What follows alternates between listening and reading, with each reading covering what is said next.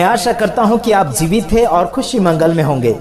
प्रभु के अनुग्रह में और प्रभु के प्यार और मोहब्बत में आप बढ़ते चले जाइए, यही हम आशा करते हुए आपके सम्मुख हम लगातार आपके लिए वीडियो लेकर आते हैं। और आप हमेशा खुश रहिए, निराश मत होइए, सेवा में निराश मत होइए, आगे बढ़ने में आप निराश मत होइए।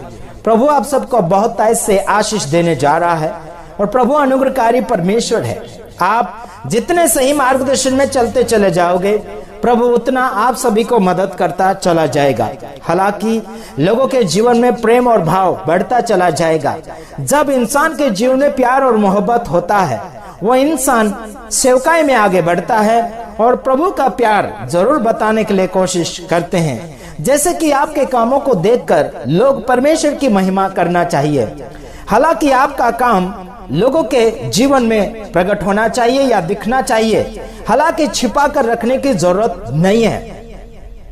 जितने आप प्रभु के काम को छिपाओगे, उतने आप घटते चले जाओगे।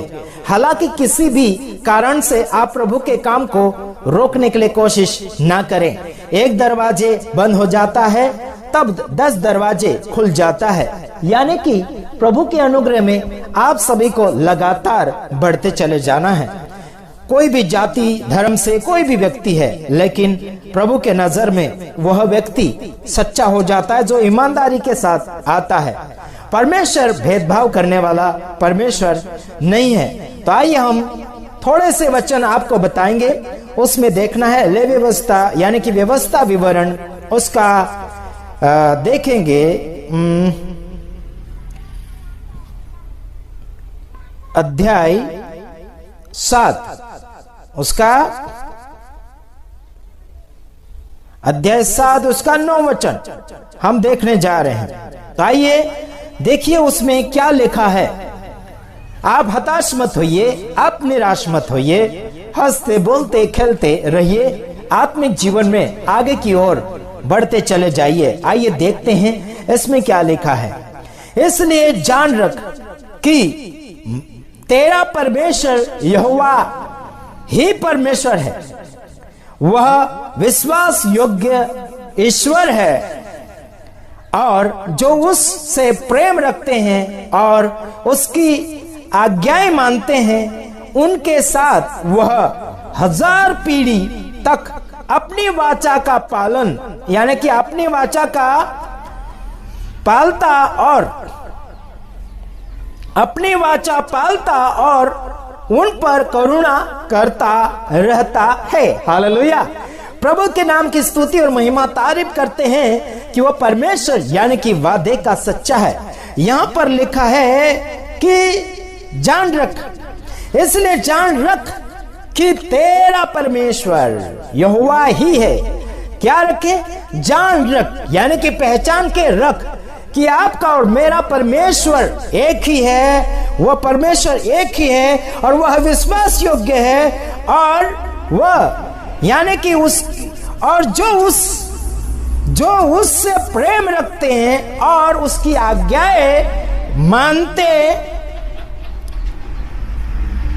है ना, है उनके साथ वह 1000 पीढ़ी तक अपनी वाचा पालता और उन पर दया करुणा यानी कि उन पर करुणा करता है। वाह, कितनी पीढ़ी? 1000 पीढ़ी तक दया करेगा। करुणा का मतलब दया होता है। और वाचा पालेगा मतलब जो वादा कर लिया है उसको वो निभाएगा। पालने का मतलब निभाना है ना, पूरा करना। समझ में आया कि नहीं आया? मेरे भाइयों बहनों, जब परमेश्वर के नाम में विश्वासी आप बन जाते हैं तो आप परमेश्वर की आज्ञाओं को मानना है, पालना है, आगे बढ़ना है। अगर प्यार करते हो तो उसकी आज्ञा को, उसके हुकूमत को मानना ही पड़ेगा। अगर नहीं माने तो गई भैंस पानी में। और ईमानदारी की बात आपको कह रहा हूं। कौन सी बात कहता हूं? ईमानदारी की बातें अगर आपके जीवन में आप लागू करते चले जाएंगे तो जिंदगी बदलने लग जाएगी और आपके जिंदगी को देखते हुए किसी और का जिंदगी बदलना शुरू हो जाएगा। तो आपके कई हजारों पीढ़ी तक दया यानी करुणा बनती चली जाएगी। वाचा को वो पूरा करेगा, वादा निभाएगा। और एक ही परमेश्वर है, यही खातिर पूर्वक लोगों को बताना होगा। अगर आप हजारों या अन्य प्रकार के देवी देवता मानते चले गए और आशा एक परमेश्वर के ऊपर लगाते चले जाओगे तो बिल्कुल नहीं मिलेगा। कई बार हमने कई लोगों के लिए प्रार्थना की, बीते हुए दिनों में हम लोगों के लिए प्रार्थना करते थे, उनके घर जाकर, उनके मीटिंगों में जाकर प्रार्थना सभाएं हम चलाते थे। लेकिन कई बार लोगों को प्रार्थना करता आए और करे, कुछ लोग चंगे हुए, कुछ लोगों को धीरे से चंगाई मिली, है ना, और कुछ लोग तो बार बार बीमार हो रहे। क्यों बीमार हो रहे? क्योंकि प्रभु का नियम मान नहीं रहे। फिर इनका विश्वास प्रभु के ऊपर भी और अन्य जो है लोगों ने देवी देवताएं बनाए हैं उनके ऊपर भी भरोसा चला जाता है।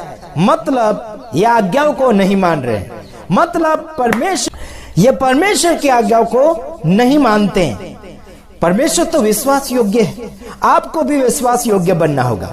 परमेश्वर तो एक ही है, तो आपको भी एक ही परमेश्वर को मानना होगा, क्योंकि अकेला परमेश्वर सारी दुनिया को चलाता है, अकेला परमेश्वर सारी दुनिया को खिलाता है, अकेला परमेश्वर सबको जगाता है, सबको नींद देता है, सबको सुलाता है, सबको सुकून देता है, सबको परीक्षाओं में से बाहर निकालता है, बीमारी में से बाहर निकालता है। लेकिन लोग अपने ही खराब कामों के कारण, अपने ही कुकर्मों के कारण, अपनी ही गलती के कारण फंस जाते हैं, फिर परमेश्वर के ऊपर दोष लगाते हैं।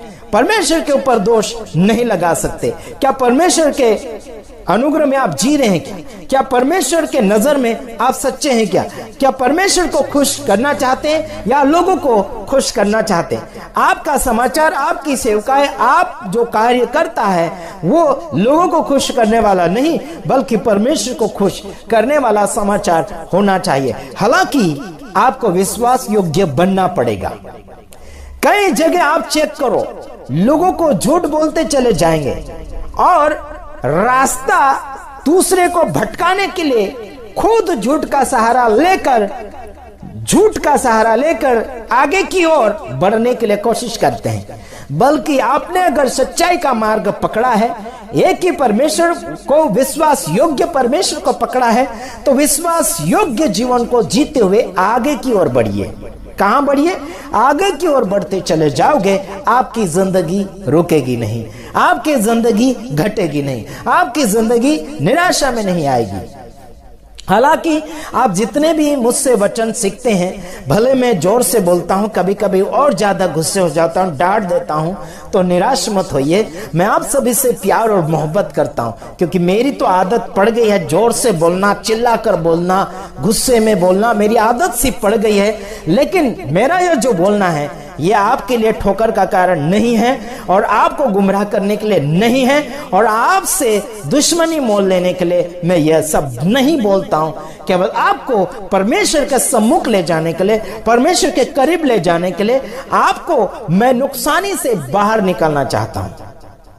हेलो, परमेश्वर के पास ले जाने के लिए ही कोशिश कर रहा हूं और नुकसानी से बाहर आ जाओ, ताकि डांटेंगे तो आप लोग सही मार्गदर्शन में लगोगे। जैसे कि कुत्ता, अगर आपका पालतू कुत्ता है, कोई भी जानवर हो, है ना, या फिर बच्चा हो गया आपका, तो आप अगर घर से बाहर निकलते हैं तो आपका बच्चा या फिर आपका पालतू जानवर, कोई भी कुत्ता हो गया, कोई भी जानवर हो गया, जो आपसे प्रेम करते हैं, तो आपके पीछे वो आएंगे, आपके पीछे आएंगे, आपके पीछे आने के लिए, आपके साथ में आने के लिए रोएंगे।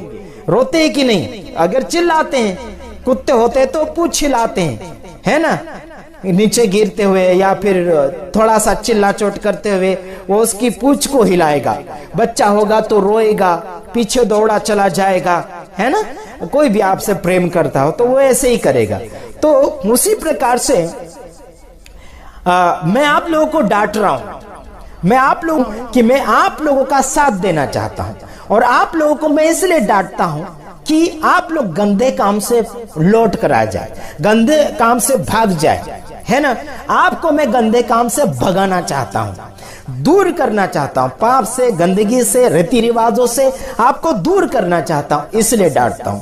जैसे कि कोई पालतू कुत्ता और बच्चा, आपका और मेरा, कोई भी हो, तो अगर उसे जोर से हम चिल्ला देंगे, जोर से डांट देंगे तो क्या करेगा? वो आदत से भागेगा। कौन सी आदत? पीछे आने वाली आदत, है ना। माता पिता के पीछे बच्चे दौड़े जाते हैं, कहीं बाजार जाते हैं या कोई मेहमान जाते हैं तो उनके पीछे जाने के लिए रोते हैं। तो अगर कोई उसे गर्म रीति से डांट दे तो भाग जाता है, वो आदत छोड़ देता, मतलब उस आदत से बाहर आ जाता है और चुपचाप बैठता है।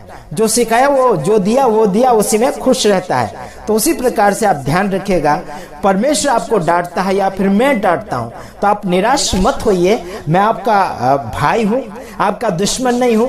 मैं आपको नफरत नहीं करता हूं, आपको मैं प्यार करता हूं, इसलिए डांटता हूं और लगातार आपकी गलतियां बताते चले जाता हूं। मेरे यारों, भाइयों, बहनों, आपके पैसे, दान, दसवांस क्या क्या आप कर रहे हैं तो आप किसी को मत दो। जहां पर गरीब गुरबा है और कोई गरीब सेवक है, काम लायक है, विश्वास लायक है, मेहनती है, उसे जरूर आप मदद कीजिएगा। बल्कि कोई जोर जबरदस्ती करता है उसे गांव से भी भगाओ, मीटिंग में भी मत बैठने दो और फोन भी मत करने दो उसको। सीधा और सिंपल बात, उनका नंबर ब्लैक लिस्ट में डाल दो, खत्म बात। सुधरना चाहता है तो चांस दो सुधरने का, वरना भगा दो उनको। ठीक है, तो ओके, मैं दूसरे वीडियो में आ रहा हूं, तब तक के लिए आपको यहीं पर रुकना होगा और यहीं से आपको रिहाई भी लेना होगा। Okay, God bless you. प्रभु आप सबको आशीष करें। आमीन।